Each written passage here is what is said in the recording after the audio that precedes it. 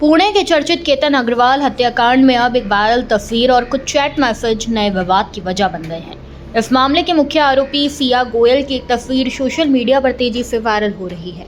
तस्वीर को लेकर दावा किया गया कि सिया पुलिस की मौजूदगी में कैमरों की तरफ मिडिल फिंगर दिखा रही थी। फोटो सामने आने के बाद सोशल मीडिया पर लोगों ने तरह तरह की प्रतिक्रियाएं देना शुरू कर दिया। हालांकि अब इस विवाद पर सिया गोयल के पिता प्रवीण गोयल सामने आए हैं। उन्होंने वायरल तस्वीर को लेकर सोशल मीडिया पर किए जा रहे दावों को गलत बताया।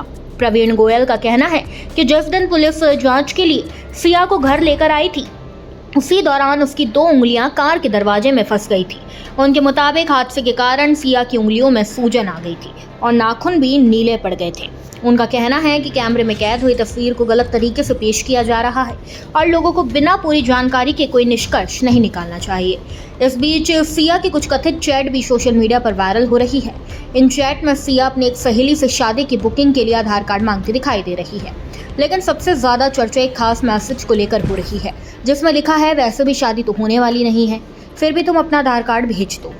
इस एक लाइन ने कई सवाल खड़े कर दिए। लोग जानना चाहते हैं कि क्या उस समय तक कुछ ऐसा तय हो चुका था जिसकी जानकारी किसी और को नहीं थी, या फिर ये बात किसी दूसरे संदर्भ में कही गई थी। फिलहाल इन सवालों का कोई स्पष्ट जवाब नहीं है। पुलिस पहले ही दावा कर चुकी है कि सिया गोयल और चेतन चौधरी कथित तौर पर करीब 1.5 महीने से इस वारदात की तैयारी कर रहे थे।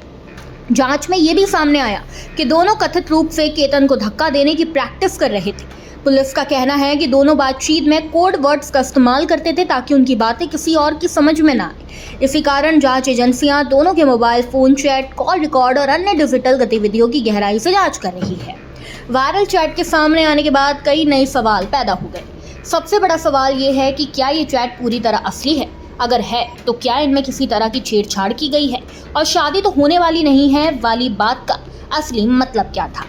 पुलिस के मुताबिक 18 जून को 26 वर्षीय रियल एस्टेट कारोबारी केतन अग्रवाल अपनी मंगेतर सिया गोयल के साथ लोनावला के लोहागढ़ किले पर गए थे। जांच में दावा किया गया कि सिया का कथित बॉयफ्रेंड चेतन चौधरी भी पहले से वहां मौजूद था।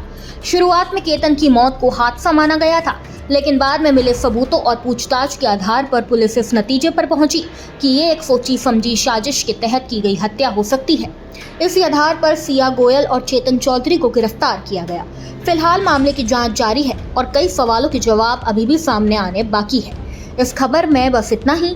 ऐसी ही तमाम खबरों को जानने के लिए देखते रहिए भारत एक्सप्रेस डिजिटल।